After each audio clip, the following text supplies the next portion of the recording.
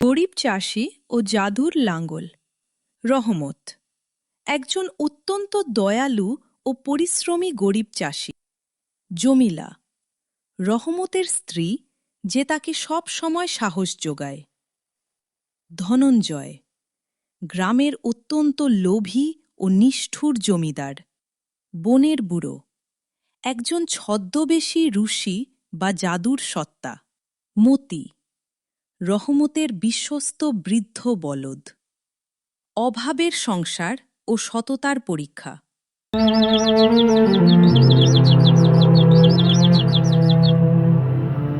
ফাটা মাঠ, কড়া রোদ।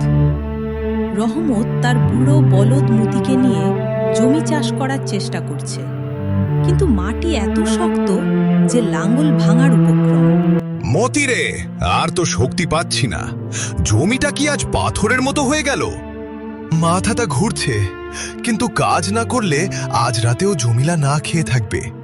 লাঙ্গলের ফলা মাটিতে লেগে ক্যাচ ক্যাচ শব্দ করছে। রহমত কপালে হাত দিয়ে সূর্যের দিকে তাকিয়ে একটা দীর্ঘশ্বাস ফেলে। একটা ছোট জীর্ণ কুড়ে ঘর। ঘরে আসবাবপত্র নেই বললেই চলে। মাটির একটা উনুন নিভে আছে। ফিরে এলে?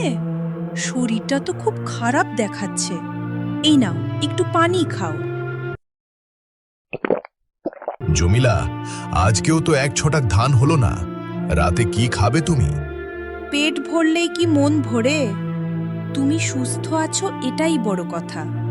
কালকের চিন্তা আল্লাহ করবেন, এখন বিশ্রাম নাও।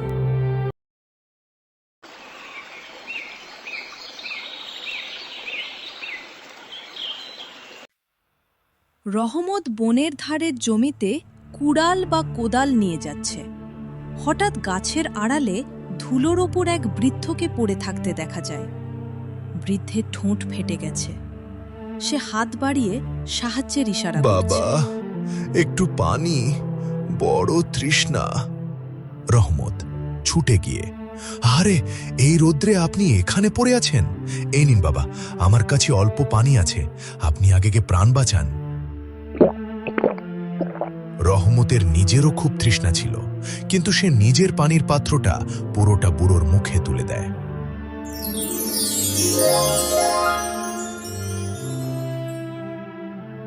বাবা, কে তুমি? আমি একজন ঋষি। আজকালকার দুনিয়ায় নিজের কষ্ট ভুলে অন্যের মুখে পানি দেয় এমন মানুষ মেলা ভার। তুমি পরীক্ষায় পাশ করেছো রহমত। পরীক্ষা? আমি তো শুধু তৃষ্ণার্তকে পানি দিয়েছি বাবা। এই জং ধরা লাঙ্গলটা নাও। এটা সাধারণ লোহা নয়। যে হাতে সততা আছে, এই লাঙ্গল তার জীবন বদলে দেবে। যাও রহমত, আজ থেকে তোমার আকাল শেষ।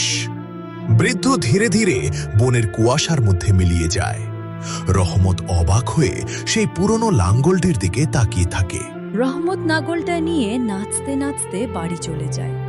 তার স্ত্রী জমিলাকে নাগলটা দেখায়, আজকে যা যা হয়েছে সবকিছু বলে। তার পরের দিন সকালে রহমত সেই পুরনো নাগলটা নিয়ে জমিতে চাষ করার জন্য যায়। রহমত ওই পুরনো লাঙ্গল দিয়ে নিজের জমিতে একটা টানে। অবাক কাণ্ড! লাঙ্গল চলার সাথে সাথে জমি সোনা ঝরা ফসলে ভরে উঠছে। রহমতের পোষা ছাগল আর মোরগ সেই ফসল দেখে নাচানাচি শুরু করে। রহমত রাতারাতি গ্রামের অভাবী মানুষদের সাহায্য করতে শুরু করে। রহমত কিন্তু নিজের জন্য বড় প্রাসাদ বানায় না, বরং গ্রামের স্কুল আর হাসপাতাল তৈরি করে। তার সততা দেখে জাদুর লাঙ্গল আরও বেশি ফসল দিতে থাকে। জমিদার ধনঞ্জয় এই খবর পেয়ে হিংসায় জ্বলে ওঠে। সে তার লাঠিয়াল বাহিনী পাঠিয়ে রহমতকে বন্দী করে এবং জাদুর লাঙ্গলটি ছিনিয়ে নেয়।